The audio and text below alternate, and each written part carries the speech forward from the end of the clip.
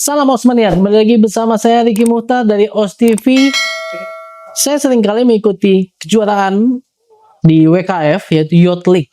Ya, Youth League udah 1-2 ini yang ketiga kali 2026 ini yang saya ikutin, dan saya melihat ada salah satu partisipan aktif dari Indonesia yang selalu aktif mengikuti kegiatan ini, yaitu Valen Oliver.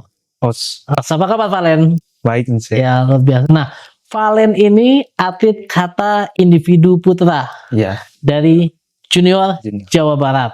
Junior tapi badannya udah luar biasa seperti ini. Valen, saya selalu lihat kamu nih. Kamu aktif ikut Youth League ya. Youth League itu kan mungkin ada yang beberapa yang belum tahu adalah kejuaraan WKF terbuka untuk usia kadet, junior dan under 21. Iya. Kecuali 2026 under 21 nya nggak ada ya, ditiadakan. Kenapa kamu berinisiatif ikut ini gitu?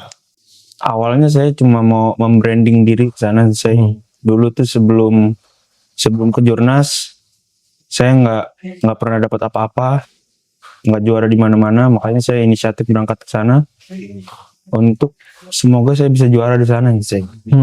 Semoga saya bisa juara di sana. Ternyata gagal. Tapi pulang mendapatkan jadi saya semangat lagi saya. Semangat lagi? Semangat lagi. Kan jadi di Kejurnas, terus saya dapat semangat lagi. Saya bisa tampil 4 kali. Itu berarti sampai perebutan juara 3 saya. Jadi main ketiga saya gagal, tapi perebutan juara 3 juga gagal. Tapi dapat semangat dan dapat peaknya lagi saya. Jadi kalau saya lihat kamu punya mental yang begitu kalah di satu event malah semakin semangat. Semangat di next event. Wow, luar biasa. Nah, kira-kira pelatihannya kamu tuh seperti apa nih? Karena yang saya tahu pelatihan kamu agak unik gitu. Kamu nggak latihan kayak seperti anak-anak sekolah pada umumnya yang boleh ceritakan? Pertama saya homeschooling. Homeschooling. Jadi jadwal saya bebas. Saya mau latihan kapan aja bebas. Belajar kapan aja juga bebas. Belajar kapan aja juga bebas. Bahkan ujian juga bisa diundur. Ujian bisa diundur. Bisa diundur. Wow. Terus saya latihan tiap hari. Dulu pelatihan saya tuh pagi 2 jam, sore jam 3 sampai jam 5 2 jam, malam lagi jam 7. Iseng latihan beban gitu, untuk penunjang. Tapi sekarang saya latihan jadi pagi 3 jam, sore 3 jam gitu. Jadi nggak latihan malam. Oh, oke. Ini berarti membutuhkan disiplin yang sangat tinggi ya. Betul, saya. Nah, itu gimana kamu bagi waktunya? Kalau saya mungkin kalau bisa nggak sekolah, mungkin nggak sekolah, tapi jangan ditiru ya. Iya. Mungkin ya. Iya. Tapi kan kamu berarti disiplin. Kamu mau sekolah kapan, latihan kapan? Untuk menjaga disiplinnya butuh mental juga saya, karena nggak punya teman juga. Pasti. Teman latihan nggak ada, Nggak. teman dojo juga nggak ada. Nggak ada. Saya nggak pernah punya latihan teman. Oh, Saya selalu sama papa saya atau sama sensei-sensei yang lain. oke. Jadi papa saya panggil sensei, saya private, pasti nggak punya teman. Selama ini private udah sama siapa aja? Setahun ini terakhir saya sama sensei Omita. Xiaomi. Cuma sebelumnya banyak sensei Aswar, sensei Fidel dan lain-lain. Itu legend-legend semua. Faisal, iya, Oh, sensei iya. Rivi, Ya. bahkan sempat 2 tahun sama sensei Rivi. Oh, latihannya di dojonya di rumah. Ya, Berarti di rumah ada dojo khusus. ada Oh. sebelah kamar persis. Sebelah kamar persis. Orang bangun kayak saya mandi. Ini bangun Latihan. langsung latihan di dojo. Betul, Tinggal buka pintu, satu pintu doang. betul. Apa suka dukanya?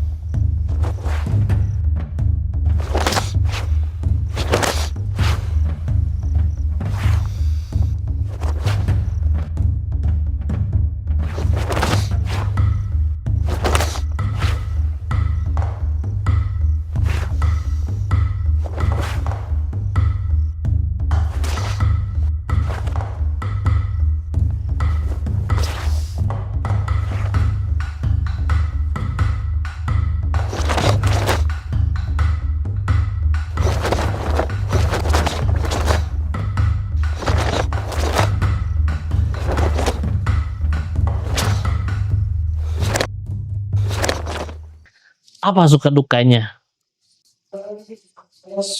Dukanya dulu kali ya. Dukanya dulu. Boleh.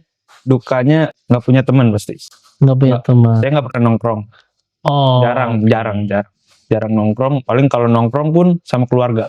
Ya. Sama keluarga. Terus apalagi ya dukanya. Itu aja sih paling. Sama kalau sukanya karena jiwa saya olahraga banget. Jadi saya seneng di sini gitu. Saya seneng latihan. Kalau dikasih latihan berat, saya seneng malahan.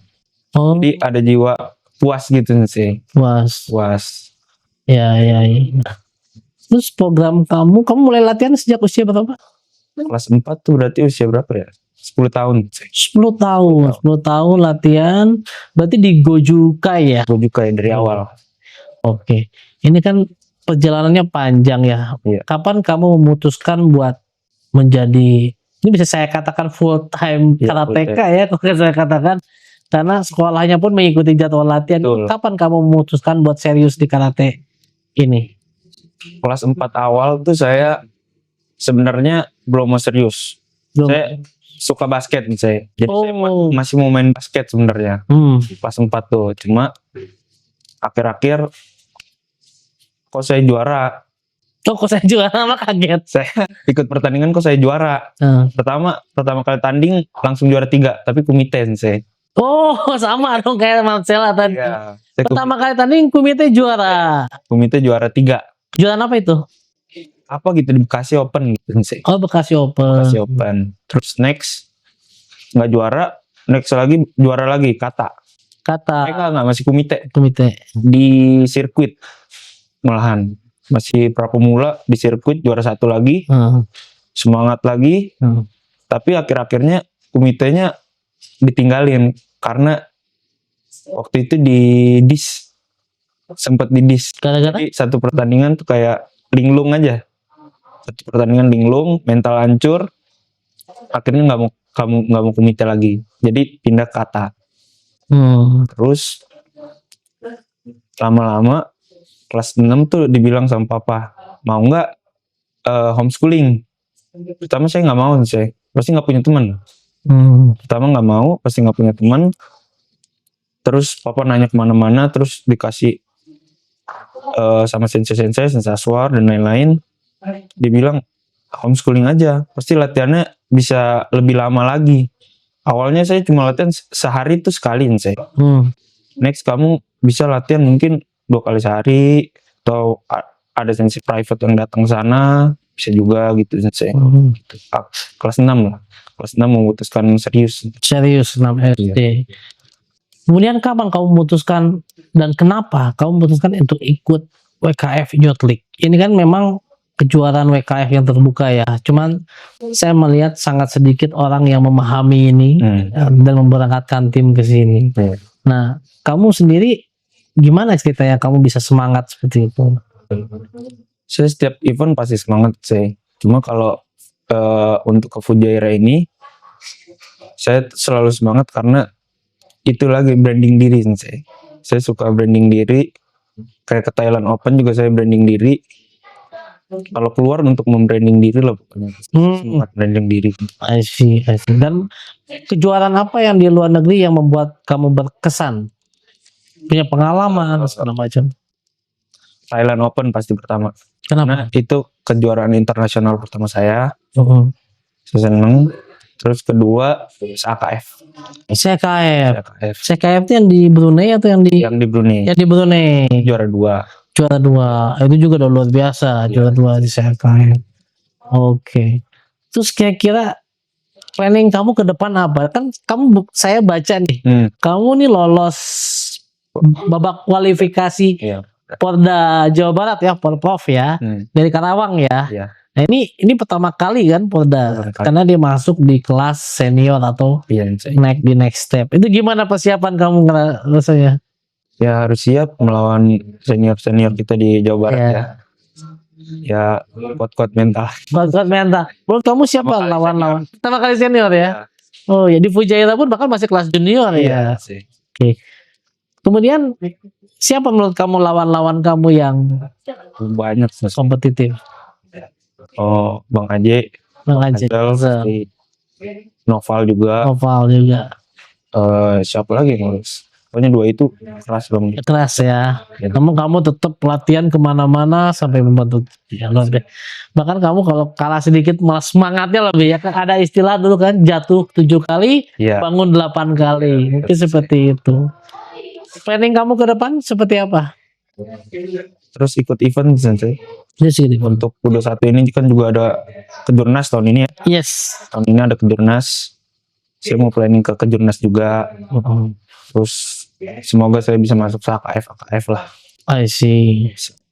Untuk planning ke jurnas sendiri, persiapan apa dari pribadi kamu yang kamu siapkan? Latihan pastinya. Terus panggil private lagi Sensei. Manggil private. Latihan lagi. Ya. Ini memang unik ya kalau teman, karena kan kalau di Indonesia banyaknya dojo, satu dojo pelatihnya misalnya 3, atletnya banyak. Betul Sensei. Sekarang kamu dojo private, gitu kan? Nah, kalau dojo private sendiri pengalamannya seperti apa sih? Kalau tadi kan cerita tentang homeschooling ya, sekarang dojo private suka dukanya, pengalamannya apanya? Kalau dojo private tuh saya bisa bilang 3 kali lebih capek daripada dojo Latihan di terbuka. dojo. Oh, Bener gak sih? iya. Itu lebih capek 3 kali saya bilang, karena 1 lawan 1 kan.